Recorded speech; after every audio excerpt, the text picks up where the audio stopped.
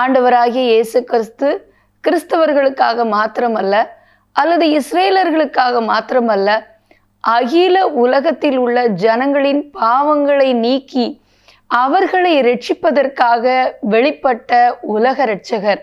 மந்தையை காத்து கொண்டிருந்த மேய்ப்பர்களுக்கு தேவதூதன் தோன்றி, இன்று கர்த்தராகிய இயேசு எனும் இரட்சகர் உங்களுக்கு தாவீதின் ஊரிலே பிறந்திருக்கிறார் என்று கூறுவதை பார்க்கிறோம்.